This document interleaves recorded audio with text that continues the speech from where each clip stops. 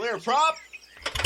Star 738, Yankee number 2, following twin traffic, 3 mile final, clear Pleasantville. 1 Charlie Bravo, exit in runway 25, going 4 mile final. This is Behind the Prop with United Flight Systems owner and licensed pilot Bobby Doss and his co-host, Major Airline Captain and designated pilot examiner Wally Mulhern. Now let's go Behind the Prop. What's up, Wally? Hey, Bobby, how are you? I am fantastic. This is episode 99. If you're listening on Monday or sometime this week, next week will be our 100th episode. We got a number of really cool things planned and a few announcements to make as we turn that chapter over and make it into our 100th episode. So tune in next week for some of those things for sure. This week is all about what's next in flying. We hear this all the time, Wally. I hear it all the time at the flight school. You hear it all the time in your check rides. We had a listener named Luis reach out and share his story, and he was a gentleman that learned later in life, much like I did, didn't start flying till 40s and 50s, and got his private pilot certificate, built some time, got his instrument rating because he knew he needed it and wanted it, and now he's asking the question, really, what's next? But more importantly, does the commercial make sense? I mean, he doesn't want to be a professional pilot, doesn't plan on career changing. And the big question is, does the commercial rating make sense for him? And we're going to talk about that, but there's so many things that aviators can do. I talked to brand new 0-hour pilots, had one in my office earlier today. And the question is always, I think I want to do this, but what about these other things, right? How many type ratings and seaplane add-ons and all that stuff do you have on your pilot certificate? Well, 727, 737, 57, 67, 777. So the 57, 67 is a single type, so 4 type ratings. And a seaplane rating. I would say that the vast majority of my applicants fit into one of 3 buckets. It's either and I say a young kid. Anybody less than maybe 25 years old, in my opinion, is a young kid. Okay, so a young person who is pursuing a career in aviation. That's one of the 3 buckets. The second bucket is the 30-something-year-old who might be a IT person, an accountant, a paramedic, and they're looking for a career change. So that's the second bucket. The third bucket is the 50-some-odd-year-old individual who now who has always wanted to fly. As a kid, they looked up and watched all the airplanes fly over, but now they have the time because maybe their kids are grown and they're not going to soccer games on Saturday mornings. They have the time and they have the resources. They basically have the money to learn to fly. I would say 90% of my applicants fit into one of those 3 buckets. So the one we're talking about today is the person who probably the third bucket that we're talking about, somebody who doesn't really have aspirations to fly professionally, but they come out and they work, they get their private pilot certificate, and they enjoy the vibe of the flight school. They enjoy the vibe of hanging out at the airport. Most of us like being here. So they, after they're private, of course, they hear everybody talking about their instrument rating. Well, to me, I think to everybody, getting an instrument rating is a no-brainer. I mean, why would you not do that? Why would you not try to up your game and pursue an instrument rating? There's no total time requirement for an instrument rating. There is 40 hours of simulated instrument time, and some of that can be done in a simulator, so it's not as costly as it may sound. But there's just no downside to getting instrument rating. I mean, first of all, it makes you a better pilot. Second of all, if you're buying any type of an insurance, whether it's your own airplane or renter's insurance or whatever, you're probably going to get a break on your renter's insurance, which again, not that big a deal, but there are incentives. I think everybody can see that, the advantage of getting instrument rating. Okay, so now you got your instrument rating. You're maybe a couple years away from retirement, but you still like you want to learn. Now what? And that's the question. And the question that the listener brought up is it worthwhile to get my commercial pilot certificate? And I gotta, as I thought about that, I went back and forth. I waffled. I went, yeah, no, yes, no, yes, no. And I mean, I think the short answer could be, well, why not? If you enjoy, if you enjoy learning, you enjoy, the more you put your head in the book. I mean, it sounds boring, but the more you study, just the better you are. You're a better pilot. There are certain maneuvers that will be introduced to you as a commercial candidate. You'll do chandelles, lazy eights, power off 180s. You'll do some maneuvers that you haven't seen as a private pilot, but you will also go back and revisit some of those maneuvers, and the tolerances are stricter. So now we do steep turns, but we use more than 45 degrees of bank. We're up to 55 degrees of bank. And the tolerances are tighter. You're doing all the landings, so you're going back and you're revisiting short field, soft field landings and takeoffs. The big one is the power off 180. It's a new maneuver. So I would say, yeah, why not? Why not? What's it? And the other thing about it is you're probably going to be working with another flight instructor. And just the more you can expose yourself to other pilots. I mean, great athletes probably, a great quarterback probably in his younger years studied a lot of film of other great quarterbacks. And, that's kind of what you get to do when you come out and you say, I'm going to pursue a higher rating or a higher certificate level. You get to see that. For me personally, it was a little bit more coincidental. I mean, yes, I wanted to keep working on it and keep getting better as a pilot, but I really was looking at my logbook and I had about 235 hours. I was around aviation quite a bit because I did buy a flight school at the time, and I thought really all I got to do is learn the maneuvers, take a written exam, and I get another certificate. There was some easiness to that, right? If we don't think of the professional student who's trying to go back to back to back to back to back, if you're flying a lot, you might have a lot of the requirements done if you have an instrument rating. Yeah. If you fly in instrument conditions, you probably don't need a whole lot of dual instruction. And you might have done some of the big, long cross-country things that you have to do in your normal flying. What you might have done all the nighttime stuff. There really might not be that much stuff that you need. You probably got all the pilot and command time, and so then you're like, okay, well, how much better do I have to be at controlling this aircraft to be able to do these maneuvers? And man, lazy eights, I learned a lot about the performance of an aircraft. Chandelles, I learned a lot about what's really possible. And I think I really, really started to understand left turning tendencies, because a chandelle to the left is really easy and a chandelle to the right is not as easy. Yep. Why is the one to the left so much easier? Well, the plane wants to turn left. Yeah. And so it really started making sense. And I looked back then and thought, well, golly, turns around a point to the left would have been easier. And I think I always did them to the right so I could see more. It starts making more sense about everything. And you realize, I also think about the pattern.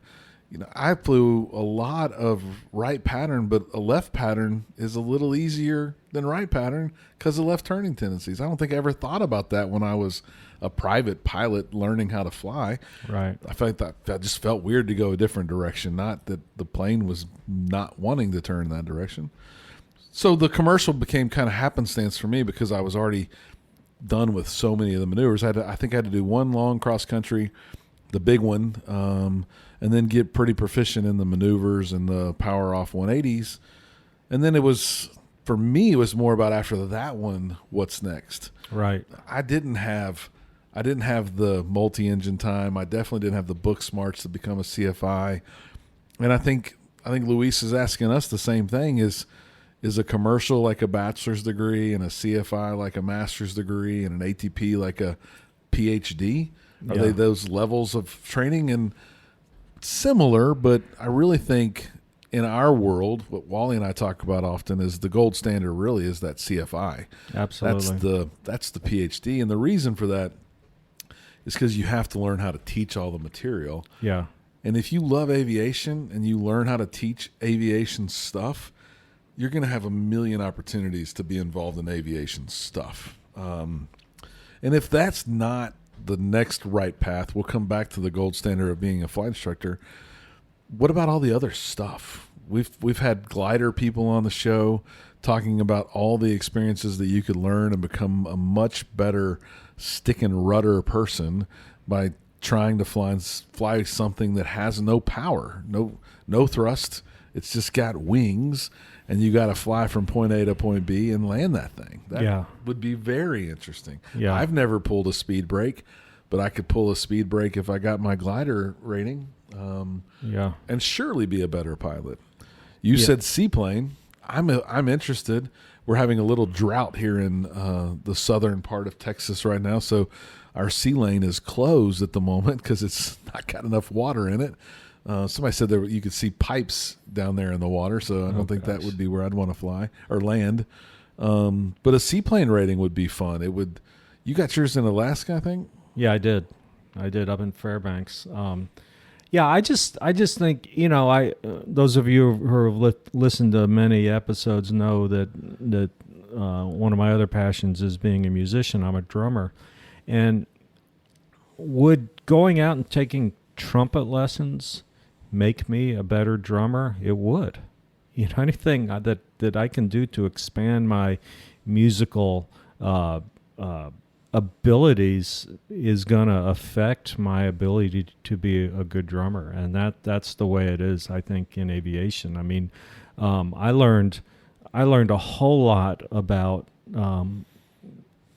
flying when I got my seaplane rating. It was before I was an examiner, and the guy up in Alaska was just on me all the time about keeping the ball centered. My excuse was, well, we don't even have one of those in a 737. And he just kept laughing at me, and he was on me about flying that airplane coordinated because it was in a 172. And 172 on floats doesn't perform really well. So we spent a lot of time in the climb, so I had to stomp on that right rudder a lot. But it was really good for me because at the time I was a very experienced airline pilot who hadn't flown single engine airplanes in a long time, and it made me a better pilot. It definitely made me a better pilot. The thing about something like that, I mean, you can go out and you can get a tail wheel endorsement, but something like that, flying a seaplane it's seat of the pants. I mean, it is, where I instrument flying to me is a lot procedural. Okay, I'm going to go fly this approach. Well, how do I load it up in my navigation system and all that kind of stuff? So it is kind of procedural, but flying a tailwheel airplane or flying a seaplane, it's just a lot of seat of the pants flying, which to me is just a blast.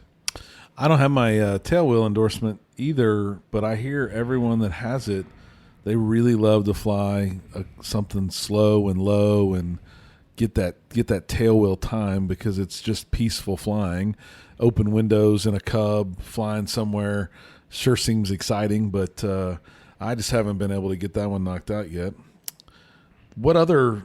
Obviously, we talked about CFI, CF double I's out there, multi-engine instructors out there, multi-engine ratings out there.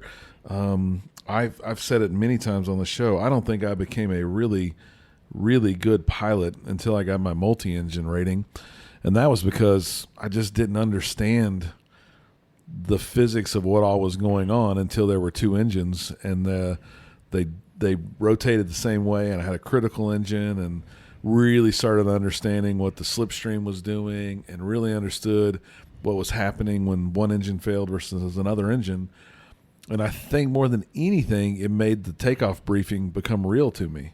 Yeah. You're going to get really hurt in a twin below 500 feet if you lose an engine and you're not ready for it. You're in real trouble. So what do we do every time we take off? We get really ready for it. We talk about it a lot, I think, in single engines. What are we going to do if the engine fails? We coming back, going forward? Are we going to stop and land on the runway? We talk about it, but the risk, while great, is not as big of a risk of being below blue line and losing rudder authority. That one's going to kill you. Yeah, and the false sense of security of having that second engine in a multi-engine airplane can get you in trouble. My first job in aviation was working as a lineman at a FBO up in Monroe, Louisiana, that actually we did pipeline patrol.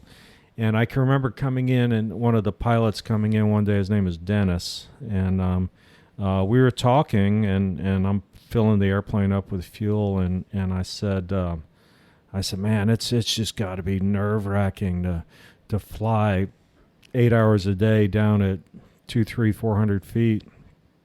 And his comment was, at that altitude, it's actually easy because there are no decisions to be made. If you lose an engine, you're going straight ahead.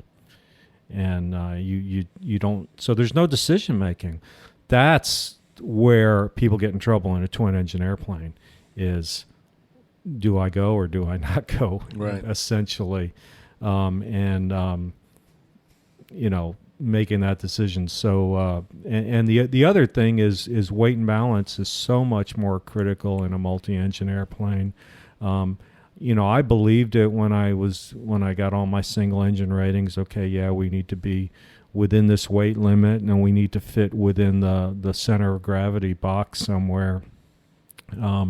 Okay, well, suppose we are a little bit aft of the box. I mean, obviously you don't want to, you're not going to fly like that, but in a multi-engine airplane we can do the geometry, and we can see that that single engine safety speed is no good if we're out of the box. Yep. So, and I think that those things make you realize that while you might not have to do weight and balance in a Cessna with two grown men in it that aren't 400 pounds each, that you don't think that in a twin. You really start thinking, and I think that's why I was a better pilot. So you might not plan on using it. I don't use mine very often, but the multi-engine rating is something that's bite-size, I guess, almost. If you can find a good twin in a good school, you're probably done in 10 hours or so, and you become a much, much better pilot. So maybe it is a multi. And if you do that, might as well get your commercial first, so you have commercial, multi, instrument all wrapped in one. Right. Which I think, in the grand scheme of things, if you love aviation and you want to be around aviation, that alone, forget instructor for a second, that alone is going to open you up to many, many other opportunities. You're going to have other people requesting you to join them in flights that you wouldn't get asked to do if you've only flown a 182. I would say something like I got asked to fly a pretty big jet recently, and a good friend, single pilot aircraft, who he wanted another set of eyes with him. And I got to fly something I never thought I'd get to fly, and an experience that was amazing. And those sorts of things might present themselves to you. You might get, if you're multi-engine, you might get to get asked by someone. I know a few people that own twins who they're lucky, and they don't want to fly alone. Not that they're scared, but they know how valuable that seat next to them is, and for them to fly with it open, they feel like they're taking something from someone. I feel the same way when I fly the 182. Like, why would I not ask someone to come with me if I don't need that seat, right? So take someone. You might be the person that you're taking with somewhere. You never know. Yeah. I on my bucket list, I have a couple of ratings. I would love to get a multi-engine seaplane rating. There aren't too many multi-engine seaplane airplanes around. I think there's a flight school down in Florida that does that, but I'd love to do that. I would love to get my glider rating, and it's just going to make me a better pilot. The other thing I would like to do, and this is certainly on my bucket list, this is probably number one, I'd love to go up to Alaska and do a bush flying course. I mean, it's not certainly not a rating and not even an endorsement, but I would love to go up there and do some off-airport landings. And I think there's some schools up in Idaho, up in the the mountainous areas. Another thing is a mountain flying course. I mean, I know there are places out in Colorado that offer that. We're down here, Flatlanders. We don't really have to worry about that, but it just has to make you a better pilot. No question.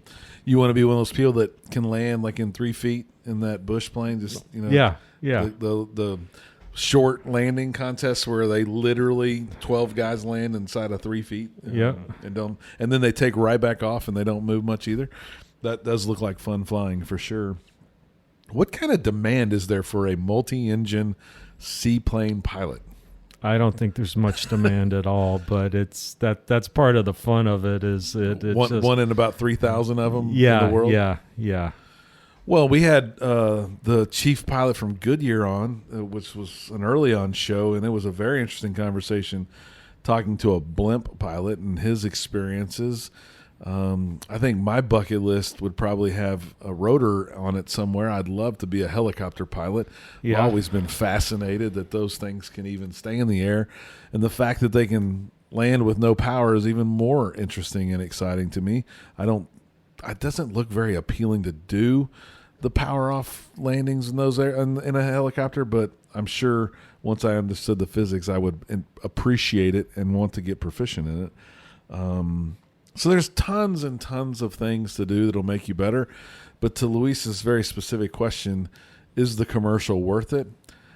I think I'm not just on the side of why not. I'm on the side of, if you want to fly and you're going to have precious cargo like your family in the plane, why not become a commercial pilot as well? Why not learn those maneuvers, learn what you're capable of, get to that proficiency level, and then possibly get some other opportunities that may make you some money. You might be allowed to make some money then, but you get the chance to get those offers that you weren't going to get before anyway.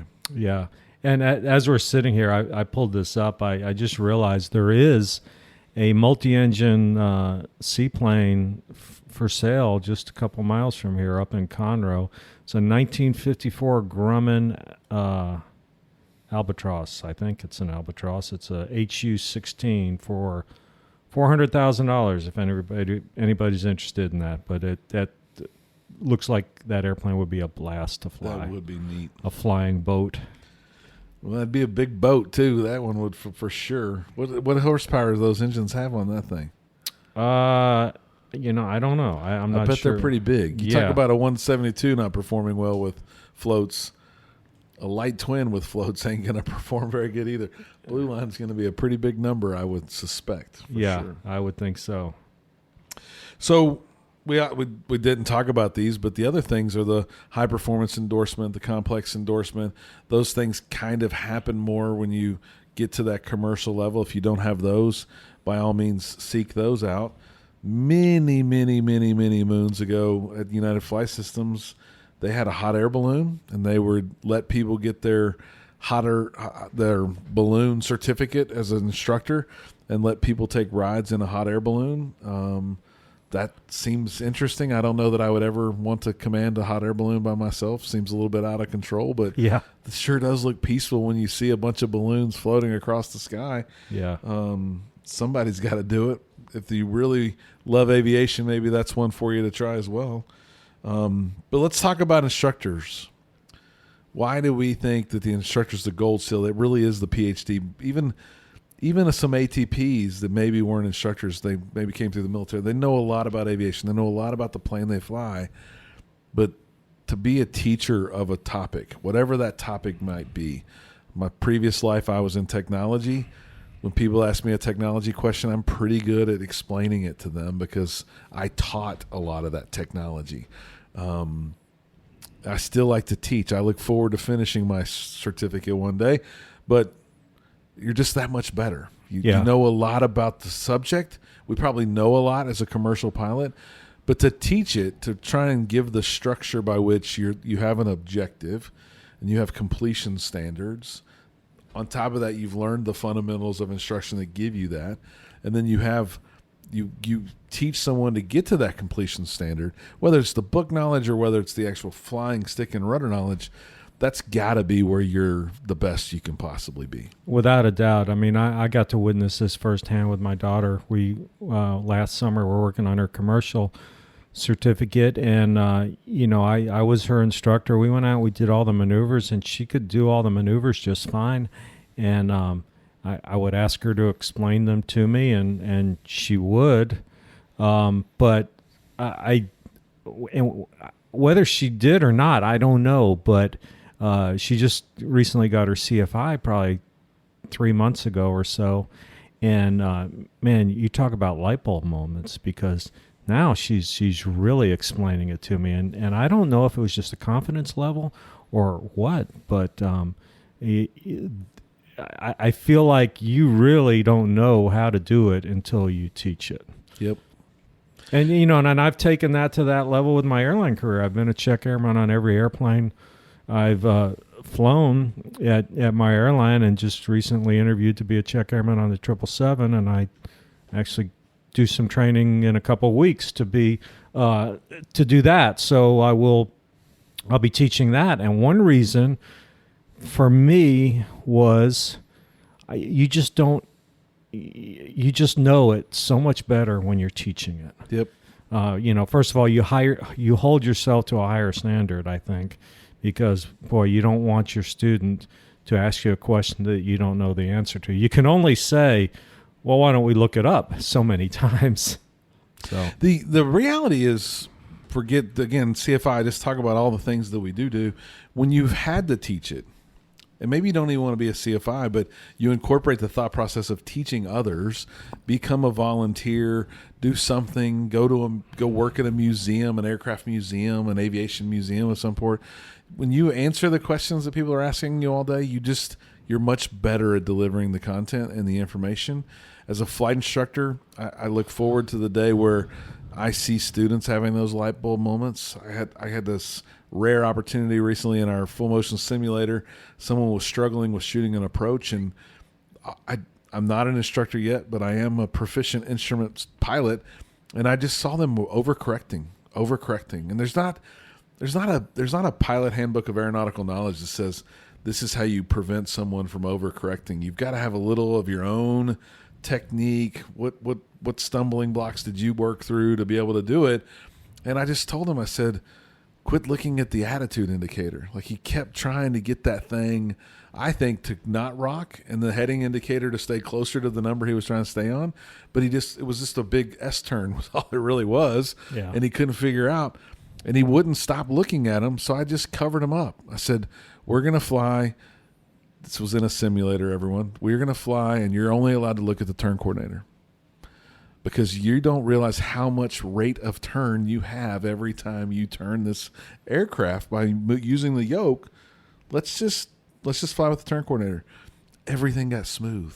yeah, The altitude stayed the same. Our course stayed on track. He didn't even have to know what the heading said. We weren't turning away from it anymore.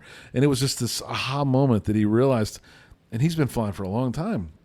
And he said, I've heard this 1,000 times, but for whatever reason, settling on the turn coordinator made me calm down and focus on just flying straight and level. And it was a light bulb moment where he shot the ILS like 3 times after that, looking at everything in a different way. And I look forward to, as an instructor, doing that. But that is what instructing is. So, Lewis, go out there and get your commercial rating, and then add on a CFI, maybe add on a CFII. If you want to get your multi, come see me. But that is the gold standard for sure. Those aha moments, and giving those aha moments really is what will make you the aviator that I think we all want to be, for sure. Yeah. Anything else to add, Wally? No, I don't think so. All right, everyone. This is number 99. Wally and I have done this in my office probably 90 of those times. We are almost to 100. We're excited about it, and we can't wait to share some stuff with you all next week. As always, fly safely and stay behind the prop. Thanks for checking out the Behind the Prop podcast. Be sure to click subscribe and check us out online at BehindTheProp.com. Behind the Prop is recorded in Houston, Texas. Creator and host is Bobby Doss. Co-host is Wally Mulhern. The show is for entertainment purposes only and is not meant to replace actual flight instruction. Thanks for listening, and remember, fly safe.